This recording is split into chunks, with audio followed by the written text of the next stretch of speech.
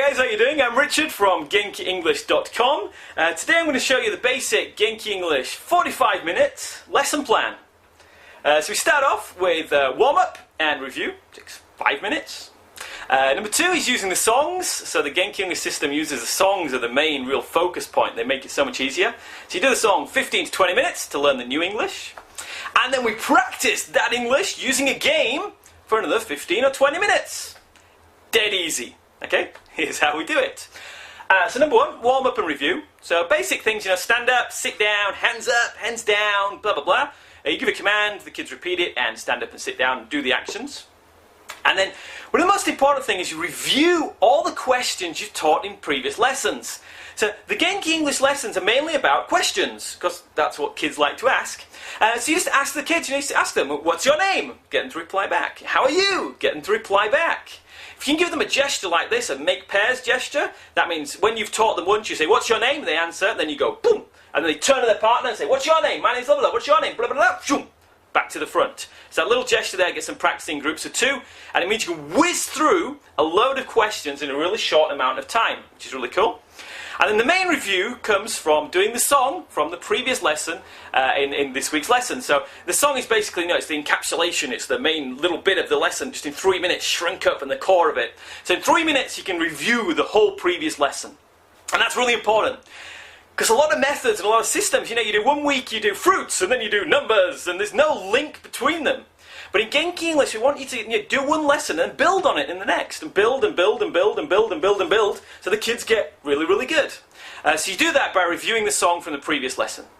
Ideally, you'd review all the songs in your lesson, but I don't think any of us have enough time from that, so you just do the previous song. Gets kids excited, it makes them remember the English from last time, so they go, oh yeah, that's cool, and then they're ready for something new. So, we've got the new English with the new song for this week's lesson. So start off with introducing the new phrases. You can either do this in several ways. You can put the kids on the computer games and do it that way, or the more traditional way is you just whack up the Genki English software here onto a TV or a projector, hit the buttons on the keyboard, flashcards come up, you can hear the sounds, the kids repeat it, blah, blah, blah, blah, do this and stuff like that. If you're old school, you'd print out the PDF flashcards and you can use the flashcards to teach the new words. But obviously if you can connect it to a TV, it's just dead easy to do. It makes so much difference for the kids. The next thing is the meanings. So you've got to explain, or even better, ask the kids what the words mean. So for example, if you're doing like dogs, cats, bananas, apples, it's pretty obvious what they mean. But when you come to do things like, you are, I think, it's really important that the kids actually grasp what you're actually trying to teach and what they actually mean. So rather than just lecturing them and saying, this means this, ask them in their language, say, これどんな意味でしょうか? And get them to think about it, What do you think this means? And get them to think about what it could possibly mean, which, as you know, is a vital skill when you're learning a foreign language. And then we've got the gestures. So the gestures are important for the kinesthetic, or the kids who learn using their body language and stuff. If you're not into gestures and stuff, just ask the kids. They'll make their own gestures up, and they'll go crazy, and you'll have a great time laughing about it. But if it's their own gesture, they'll remember it a lot easier. So it makes it a lot easier to remember the English.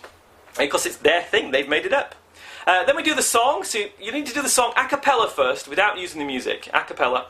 So that we use the mini lessons on the software, hit the mini lesson button, and I'll teach the kids the song. And then finally, the main thing, the big music. You crank up the volume, play the song. If you've got it on a TV, you've got all the animations and stuff there from the CDs or download pack, and the kids love it and they go crazy. And it's like the Matrix, when he plugs the thing in his neck and goes, I learned Kung Fu.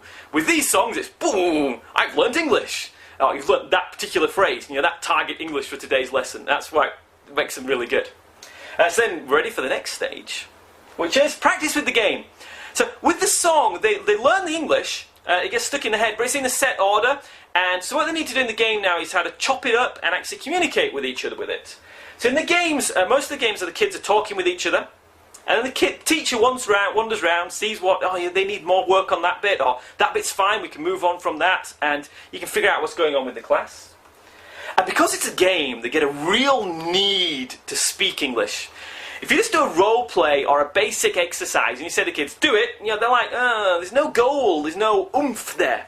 But with the games, there is, because the goal, is to win the games. They've got a goal, they're really determined to do it. And with all the adrenaline that comes in, all the biochemistry that happens in a game, then the English becomes so much easier to do. It's like, well, of course I can do the English. Hey, I'm trying the game. And the kids practice and practice and speak more. And as long as the teacher just keeps an eye on them to make sure they're not cheating or something, then it's really amazing how much practice they can do and what level they get at. And of course, their pronunciation, everything's cool because they've learned it all from the computers. It's brilliant.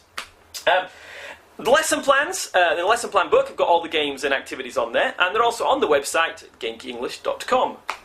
Finally, and I must admit, I never usually get this far because I usually run out of time, but you've got the end and review. So basically, you just review today's song. And then what that is, it gets them on high again, and it gets them going home, singing today's song, and it's going round and round in the head. It's great homework. And you get happy kids, because they've worked hard, but they've learnt lots of new English. And happy kids, you get happy parents, and happy parents means happy teacher, which is, I'm sure you all want that. So that's a basic Genki English lesson plan. We've spent 10 years doing this with lots of new teachers, experienced teachers. This is the basic sort of lesson plan that really works.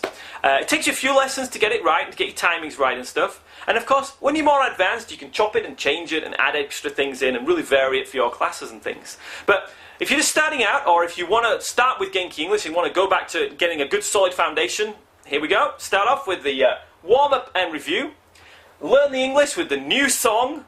Get all the stuff stuck in the heads. And finally, 20 minutes to practice with the game. There you go. Anybody can do it. It makes lots of fun. The kids learn lots. As usual, everything's on the website at GenkiEnglish.com.